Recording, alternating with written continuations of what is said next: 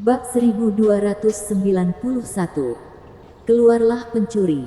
Aku serius. Untuk menjaga acara Tuan Dewa Pelindung. Pernikahan putranya sendiri saja tidak dipedulikan. Apakah ketua sekte masih ketua sekte yang tidak takut apa-apa seperti dahulu? Menurutku, saat ini kultivasi ketua sekte telah mencapai titik akhir. Aku rasa dia tidak bisa melakukan perkembangan lagi. Jadi dia mempelajari cara dunia sekuler, yaitu dengan memuji Tuan Dewa Pelindung. Ayo pergi. Jika kita terlambat nanti, ketua sekte pasti akan marah. Mereka berdua mengangkat tungku di atas kompor, lalu segera pergi dari sana. Louis Lu berdiri, lalu segera pergi keluar dari dapur. Dia tidak bisa di tempat ini lagi. Dia harus segera keluar dari dalam sana. Jika ketua sekte Lin yang pulang, mudah baginya untuk menangkap dirinya. Dia masih ingat tempat dia masuk yang sebelumnya. Dia merasa seharusnya masih sempat untuk keluar. Selagi malam hari, dia masih bisa mengenali arah. Jadi dia segera pergi ke arah formasi sihir yang cacat. Tetapi, dia semakin merasa aneh ketika sedang berlari. Karena kondisi di sekitar sana terlalu tenang. Gawat, terjebak. Sebelum dia berputar arah, dari sekitarnya sudah muncul sekumpulan orang. Hahaha. Aku ingin lihat kali ini kamu akan bersembunyi di mana lagi. Louis Lu dapat mendengarnya.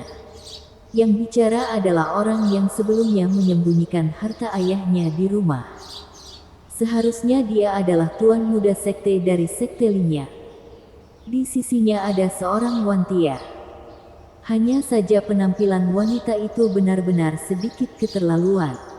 Pencuri. Kamu telah menyelinap ke dalam sekte Linya. Kamu pasti akan dihukum mati. Cepat tangkap dia. Wanita itu bersuara dengan keras. Baik kakak pertama.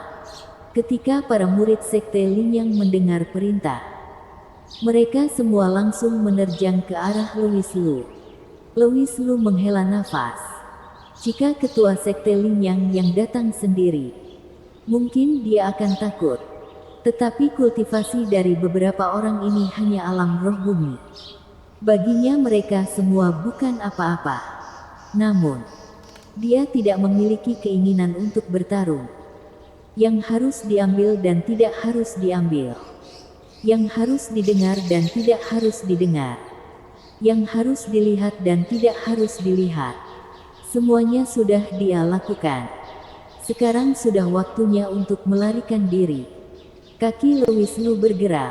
Kecepatannya sangat tinggi. Dia langsung menghindari serangan beberapa orang. Kemudian merubah arahnya dan melarikan diri. Kejar. Jangan biarkan dia lari. Jika melawan, maka langsung tindak saja. Tuan muda sekte dan kakak pertama menurunkan perintah di waktu yang bersamaan. Seketika, sekte Linyang yang sebelumnya tenang menjadi ramai. Semua orang di sekitar dapat melihat sosok Louis Lu yang mempesona. Hingga langit mulai sedikit terang. Masih tidak ada orang yang bisa menangkapnya. Saudara, bagaimana ini? Orang itu sangatlah licik. Bagaimana? Kakak pertama mengerutkan alisnya dan berkata, anggap saja dia beruntung. Jika dia tertangkap olehku, maka dia pasti akan aku buat sekarat. Tuan muda sekte berkata, saat ini hanya dapat berharap dia bersembunyi. Dan jangan keluar. Selama bisa bertahan melewati hari ini. Ayahku masih akan pergi dari sekte. Jika orang itu pintar, dia harus pergi di saat itu. Jika tidak, dia pasti akan menderita. Dilihat dari kondisi sekarang, kita hanya dapat seperti itu saja. Kakak pertama mengangguk, waktu sudah dekat.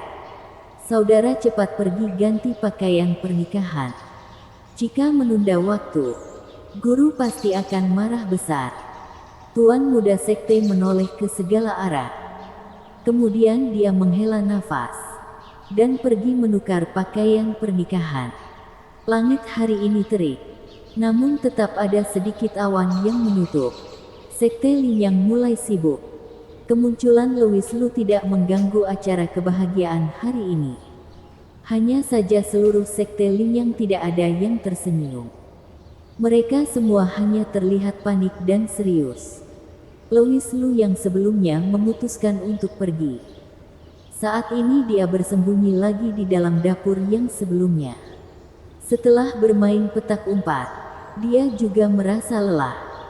Kemudian dia mencari makanan untuk mengurangi rasa bosannya. Lalu mulai berbaring.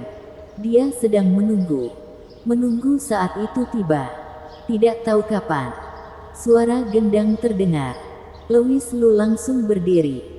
Dia mengintip keluar melalui sela pintu dan melihat ada banyak orang berlalu lalang di luar sana. Dan dengan samar dapat terdengar rombongan pihak mempelai wanita sudah tiba di depan gerbang. Akhirnya datang. Louis Lu membuka gerbang, lalu melesat keluar dari dapur. Di depan gerbang, di depan pengantar mempelai ada 3 petua. Yang memimpin memiliki tubuh yang tinggi dan besar. Janggutnya tertiup angin. Dia memegangi janggutnya. Lalu wajahnya tersenyum. Di belakangnya, ada 2 wanita tua yang berdiri. Mereka tersenyum. Hanya saja lipatan di wajahnya sangat tebal. Bahkan mungkin bisa menjepit beberapa ekor lalat. Ke arah belakang lagi, ada 2 pasukan yang kekar. Satu pasukan terdiri dari 2 orang. Mereka mengangkat lebih dari 20 peti. Meskipun sekarang sudah ada kantung penyimpan sihir, namun memberikan hadiah seperti ini terlihat lebih menarik. Di belakang lagi, ada sebuah tandu. Hanya saja yang mengangkat tandu bukan manusia, melainkan 8 ekor binatang.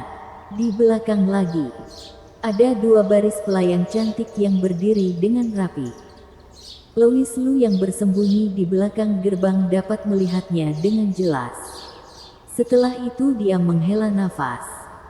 Meskipun dia dan beberapa kakaknya sudah menjadi suami istri, namun dia masih belum mengadakan acara pernikahan yang megah. Gerbang sekte Linyang terbuka. Rombongan yang menyambut sudah berdiri di kedua sisi gerbang.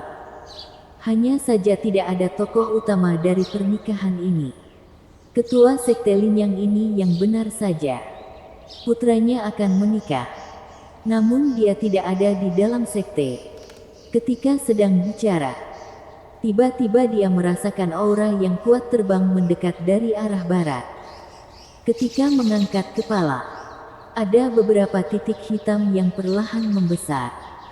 Segelombang kultivasi yang kuat sekali. Louis Lu berkata dengan terpukau. Kemudian 7 kultivator mendarat di depan gerbang. Yang memimpin terlihat sudah mendekati usia paruh baya. Wajahnya sedikit pucat dan terlihat berwibawa. Sepertinya orang ini ketua sekte Linyang. Dia berjalan ke depan, memberi salam kepada rombongan pengantar. Lalu 8 orang di belakangnya juga ikut memberikan hormat. 3 orang di depan rombongan penghantar segera membalas salam tersebut. Karena jaraknya terlalu jauh, jadi Louis Lu tidak dapat mendengar apa yang sedang mereka bicarakan. Kemudian, suara gendang terdengar lagi. Rombongan pengantar mulai bergerak, mulai naik ke atas gunung. Louis Lu langsung lari. Dia dapat merasakan kultivasi dari ketua sekte Linyang, setidaknya alam roh surgawi tahap menengah. Jika orang seperti ini turun tangan, dia pasti akan kesulitan. Namun dia tidak takut. Bagaimanapun dia memiliki benda bagus di tangannya. Di lapangan di depan istana sekte Linyang, sudah ada banyak meja yang dipenuhi oleh tamu. Tidak tahu para tamu itu datang dari mana. Mereka seperti tiba-tiba muncul begitu saja. Louis Lu tidak memiliki waktu untuk memikirkan hal ini lagi. Karena dia sudah melihat ketua sekte Lin yang sudah naik ke atas panggung. Semuanya. Hari ini adalah hari kebahagiaan sekte Linnya. Aku Tambon Lin berterima kasih atas kedatangan kalian semua. Setelah berkata, dia mengundang 3 petua dari rombongan pengantar naik ke atas panggung. Tetua keluarga Sao sendiri yang datang untuk mengantarkan mempelai. Kami sekte Lin yang merasa sangat terhormat. Putraku Gerong Lin dan Kani Sao akan menjadi pasangan yang serasi. Baik, di bawah panggung. Semua tamu bertepuk tangan. Dan di saat ini, ada seorang murid berlari ke atas panggung. Lalu mengatakan sesuatu di samping telinga Tambon Lin. Ekspresi Tambon Lin berubah. Namun dengan cepat kembali seperti semula. Biarkanlah. Itu hanyalah benda tidak bernilai. Tidak masalah jika menghilang. Namun sebelum murid yang pertama turun, datang lagi seorang murid ke atas panggung. Lalu dia juga mengatakan sesuatu di samping telinga Tambon Lin. Apa? Ternyata, setelah pernikahan selesai, aku sendiri yang akan menangkapnya. Saat ini wajah Tambon Lin sudah terlihat muram. Alisnya juga mengerut. Dia terlihat sangat marah. Hari ini, guru. Saat ini kakak pertama naik ke atas panggung. Dan juga mengatakan sesuatu di samping telinga Tambon Lin. Apa? Ekspresi Tambon Lin berubah. Saat ini kedua matanya melebar. Lalu berteriak, pencuri. Apakah kamu berani muncul di hadapanku? Bersambung.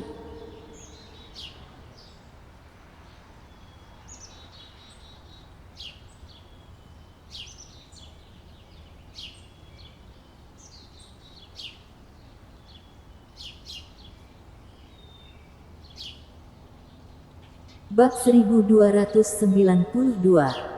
Bersumpah atas hati Tao, pencuri, keluarlah. Dengan itu aku tidak akan merenggut nyawamu. Tambon Lin marah. Dia berteriak dengan keras. Para tamu dengan terkejut menoleh ke atas panggung. Beberapa hari ini kondisi sekte Lin yang sepertinya tidak kondusif. Mereka juga telah mendengar mereka telah dirampok. Dan kelihatannya semua ini memang benar. Tetapi, seorang pencuri, kenapa bisa membuat ketua sekte Lin yang menjadi begitu marah? Apa jangan-jangan pencuri itu melakukan suatu hal yang besar? Di saat itu, muncul seorang pria di tengah lapangan. Pria itu berambut pirang. Lalu dia juga mengenakan kacamata hitam. Ketua sekte, kamu sedang mencariku? Louis Lu bertanya ke arah panggung dengan suara keras. Pencuri, sebenarnya kamu siapa? Apakah kamu berani menyebutkan namamu? Hehe, mudah saja jika ingin mengetahui namaku. Aku akan memberitahu kalian.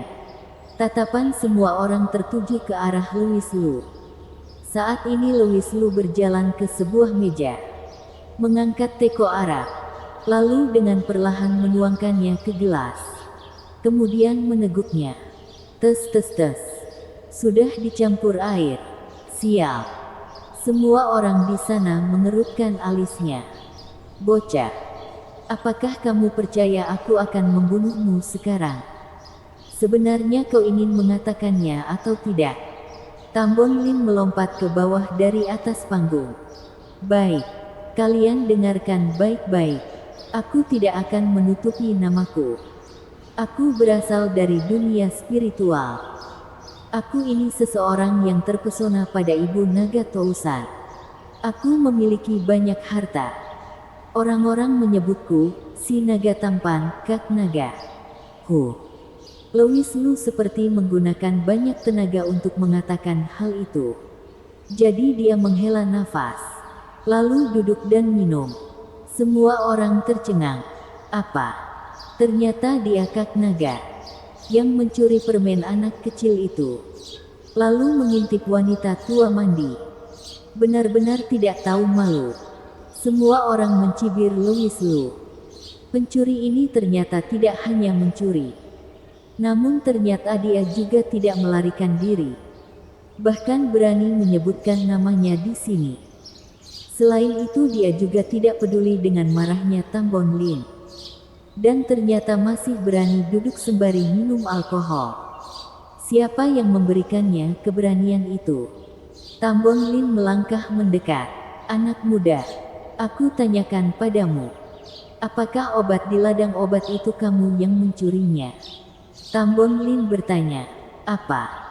Ladang obat Sekte Lin yang dicuri oleh orang ini? Di ladang itu semuanya adalah benda yang berharga. Memang benar. Meskipun tidak dapat memperoleh obat spirit. Hanya dengan memakan buah-buahan di sana saja sudah dapat memperpanjang umur. Anak ini benar-benar keji.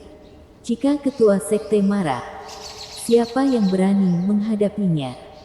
Ketika para tamu mendengar Louis Lu melakukan kesalahan sebesar itu, mereka mulai mengasihaninya. Benar, aku orangnya. Namun Louis Lu justru mengakui perbuatannya dengan lugas. Baiklah, obat-obat itu masih belum 100 tahun. Karena hari ini adalah hari kebahagiaan putraku.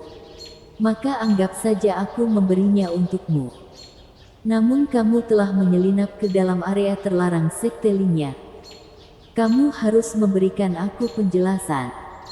Atau citra aku akan hilang karena ada begitu banyak orang di sini. Tam Bon Lin bertanya sekali lagi. Apakah aku tidak salah dengar? Kenapa dia berani? Dia berani menyelinap ke area terlarang Sekte Lin. Bukankah dia sudah bosan hidup? Ketua sekte sudah berkata. Pencuri ini telah mencuri seluruh harta di area terlarang. Habislah sudah. Orang ini mungkin tidak akan bisa keluar dari sekte Lin yang lagi selamanya. Masih muda seperti ini. Bukankah dia bisa mencuri di tempat lain? Kenapa harus di sekte Lin? Semua orang merasa kasihan. Dengan pemahaman mereka pada Tam Bon Lin. Dia tidak akan membunuh Louis Lu begitu saja. Karena seperti itu tidak akan melampiaskan amarahnya. Dan akhir dari Louis Lu adalah dikurung di sekte Lin. Lalu kultivasinya sudah pasti akan dihancurkan. Setelah itu menghadapi berbagai macam siksaan. Akhirnya dia hanya akan menderita. Bahkan akan merasa menyesal datang ke kehidupan ini. Terakhir, ingin bunuh diri juga tidak akan bisa. Akhirnya hanya akan menjadi orang gila. Tentu saja, Tam Bon Lin masih memiliki banyak cara untuk menyiksanya. Ternyata ketua sekte menyayangkan benda-benda itu. Karena kamu menyayangkannya, aku akan mengembalikannya. Louis Lu berkata dengan mudah. Namun dia tidak berniat seperti itu. Bahkan dia sama sekali tidak bermaksud untuk mengeluarkannya. Dia tetap hanya minum alkohol. Anak muda, aku tanyakan padamu sekali lagi. Harta berharga aku ada di mana sekarang? Harta berharga. Louis Lu terkejut. Lalu tersenyum dan berkata, bukankah hal ini harusnya ditanyakan pada putra kesayanganmu itu? Menurutnya, didengar dari ucapan yang dia dengar di dalam rumah. Tuan muda sekte adalah orang yang mencuri harta dari Tam Bon Lin. Sehingga, dia mengatakan hal yang dia dengar di hari itu kepada Tam Bon Lin dan semua orang di sana. Dia mengira setelah Tam Bon Lin mendengarnya, dia akan segera mencari putranya dan kakak pertama itu. Namun ternyata Tam Bon Lin berteriak, omong kosong. Kenapa? Ketua sekte tidak percaya. Louis Lu mengerutkan alisnya, aku ini selalu jujur. Aku tidak pernah berbohong. Jika tidak percaya, panggil saja mereka berdua datang. Tidak perlu. Kami sudah datang. Muncul dua orang di tengah sekumpulan orang. Mereka adalah tuan muda sekte yang mengenakan pakaian pernikahan dan juga kakak pertama. Mereka berdua datang ke depan Tambon Lin, lalu bersujud. Ayah, pencuri ini telah membuat keributan di sekte Linnya. Dia tidak hanya mencuri obat spirit di ladang obat, namun juga mencuri harta di area terlarang. Bahkan hewan spirit yang paling ayah sukai juga dicuri. Germon Lin berkata, "Benar, Guru. Aku berani menjamin. Seluruh murid dapat menjamin. Semua ini adalah tindakan pencuri ini." Kakak pertama berteriak, "Plok!" Louis Lu meletakkan gelas alkohol ke atas meja. Akhirnya dia mengerti apa itu tidak tahu malu. Orang-orang ini ternyata lebih hina dari dirinya. "Bocah, apa lagi yang ingin kamu katakan?" Tambon Lin tiba-tiba marah, membuat semua orang merindung, dan membuat semua tamu di sana mundur. Menghadapi amarah Tambon Lin, Louis Lu berusaha untuk tetap tenang. Hanya saja tubuhnya tetap jujur. Ternyata tangannya tidak bisa memegang sumpit, dan akhirnya terjatuh ke atas meja. "Itu. Jika aku mengatakan putramu yang mengambil hartamu, apakah kamu percaya?" Louis Lu berbalik bertanya. "Kamu kira aku akan percaya?" "Benar. Tambon Lin pasti tidak percaya. Satu sisinya adalah putra dan murid kesayangannya. Satunya lagi adalah Kak Naga yang citranya rusak. Jika dia manusia, maka dia sudah akan tahu harus mempercayai siapa." "Baik, karena ketua sekte menganggap aku yang mencurinya. Kalau begitu aku ingin bertanya kepada tuan muda sekte dan kakak pertama itu. Apakah kalian berani bersumpah atas hati Tao? Bersumpah bahwa harta ketua sekte bukan dicuri kalian?" Louis Lu tersenyum lagi. "Aku benar-benar sangat pintar." Dia bergumam di dalam hati. Harus diketahui, jika seorang kultivator bersumpah atas hati Tao, namun mereka ternyata berbohong, maka kultivasi mereka akan terkena dampaknya. Karena itu, orang biasa tidak akan melakukan sumpah hati Tao. Tetapi, selanjutnya, mereka berdua justru tersenyum picik. "Aku Geromlin bersumpah atas hati Tao. Harta ayah bukan aku yang mencurinya. Aku Retno Sang bersumpah atas hati Tao. Harta guru bukan aku yang mencurinya." Setelah mereka berdua bersumpah, mereka menatap Louis Lu dengan tatapan yang picik. Bersambung.